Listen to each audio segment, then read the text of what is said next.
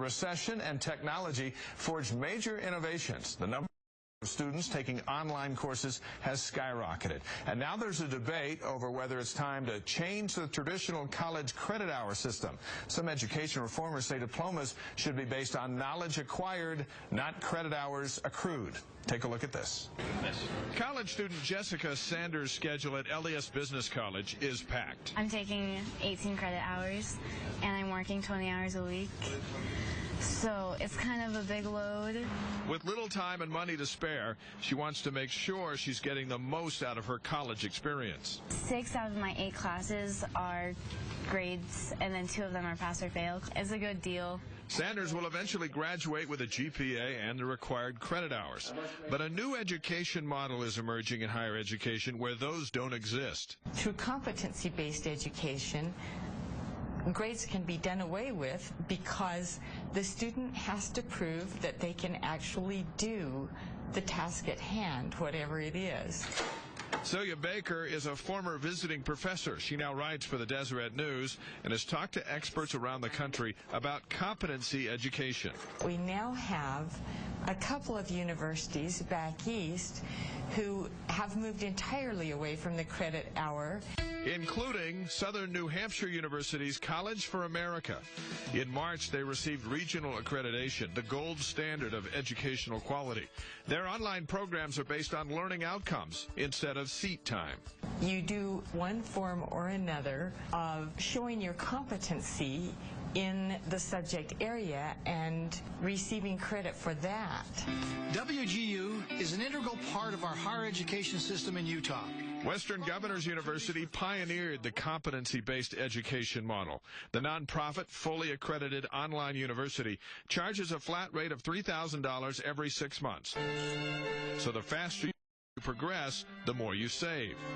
The focus also ensures students possess the skills needed in the workplace. This is a piece that's been missing in higher education, where students submit a transcript that shows classes they have taken and grades they got, but doesn't necessarily prove that they can do certain things.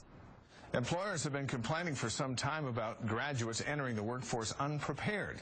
Check this out. According to the U.S. Department of Education, 69% of college graduates could not perform basic tasks like comparing opposing views or comparing the cost per ounce of different foods.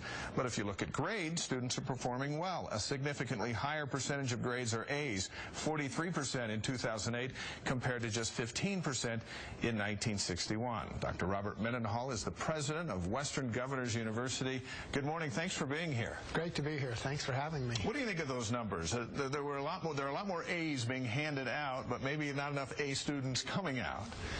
Well, certainly there's been a great deal of grade inflation over the years, and I think grades therefore come to mean less and less, actually, as you graduate. Are you on the cutting edge of where education is going with online and competency over credit hours? Well, I think online everyone is doing now, but certainly this competency-based education has great promise for the future. You know, the governor started WGU 15 years ago, really focused on can we demonstrate what students know and can do, and that's really the core of competency-based education. Who are your students? So our students tend to be older. Yeah. The average age is 37. Most of them are working full-time while they're attending class. Most of them would be considered underserved, 75% low income or minority or first generation in their family to attend college, or rural students that don't have access. But really the full range of students. You know, we had a surgeon from Duke University come and get an MBA with us. But generally speaking, you know, they haven't had a degree yet. They have some college, never completed a degree, and they need to come back to get that degree. And your message, as I understand it, is, look, come back and get your degree, and you don't have to start at square one, which I think probably keeps a lot of people from picking it back up. Well, the core of competency-based education is to recognize that students come to education knowing different things, and they learn at different rates. So rather than say every student needs 120 credit hours and every course takes 4 months, we essentially say come and demonstrate what you know, spend your time learning what you don't know, graduate when you demonstrate all of the competencies required for a degree. Let's take a look at a Gallup poll and some interesting numbers that it points out.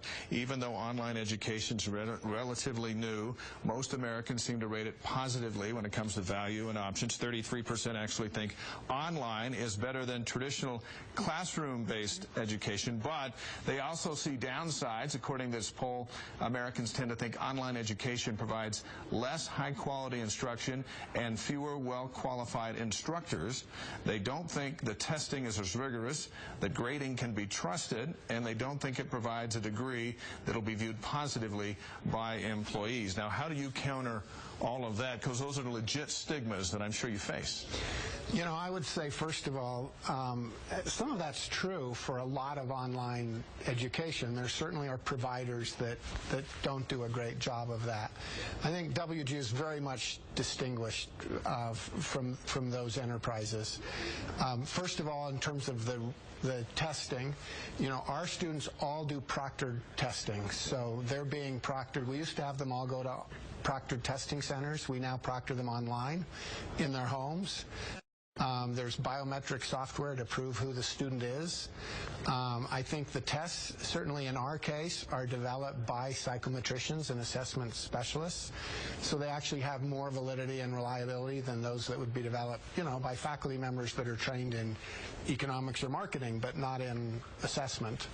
And we found that employers, you know, we do our own survey. The Harris Poll people did a survey of employers of our graduates. 96% of employers said graduates are exceeding their expectations, and 57% said they're better than the graduates they're hiring from other places. So I think, you know, there's good and bad classroom education, there's good and bad online education. You've seen steady growth both before, during, and after the recession. Where do you guys go from here? Where does Western Governors University get? Is it just endless?